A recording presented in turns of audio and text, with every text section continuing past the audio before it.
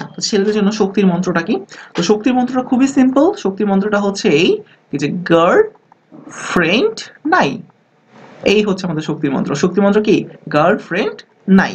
আচ্ছা, এটা দিয়ে কিভাবে মনে রাখবো? তো এটা কিরকম দেখো, মনে করো কি যে এই হচ্ছে গার্ল, শুরু হয় কি দিয়ে? জি। তাহলে এখান থেকে মনে রাখো জিটিপি। ওটা কিন্তু ভালো করে মনে রাখো, হ্যাঁ? জিটিপি। ফ্রেন্ড, ফ্রেন্ড শুরু হয় কি দিয়া? এফ দিয়া। ঠিক আছে, তাহলে এটা হবে কি ভাই? এটা হবে F F A D H two.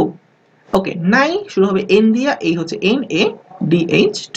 ওকে, ডান। তাহলে এই হচ্ছে তিনটা ওয়ার্ড, হ্যাঁ? তাহলে গার্লফ্রেন্ড নাই দিয়ে তিনটা ওয়ার্ড মনে রাখবো। Girl for GTP, friend for FADS2 আর নাই ফর NADS2। ওকে, আচ্ছা, এখন তোমাকে কোশ্চেন করা হবে কি করে? তোমাকে কোশ্চেন করলো কি যে বলো তাহলে 2 অণু FADH2 সমান কত অণু ATP?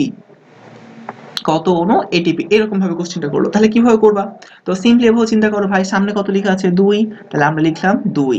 ওকে, আচ্ছা, এরপর আছে কি? FADS2। আচ্ছা, ভালো কথা, FADS2, এফ মানে ফ্রেন্ড। তাহলে ফ্রেন্ড কত নম্বর শব্দ? দেখো, গার্ল হচ্ছে 1 নম্বর শব্দ, ফ্রেন্ড হচ্ছে 2 নম্বর শব্দ, নাই হচ্ছে 3 নম্বর শব্দ। আমাদের এখানে কি লাগবে? ফ্রেন্ড লাগবে। ফ্রেন্ড কয় নাম্বার? 2 নাম্বার। তাহলে আমরা গুণ করব 2 দিয়া। তাহলে কত হইল? 4।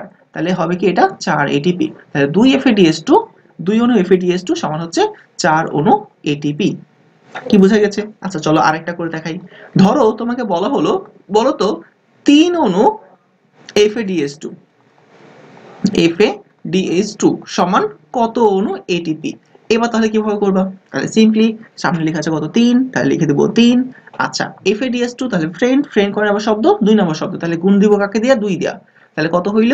3 দুগুণী 6। তাহলে এটা হবে 6 ATP।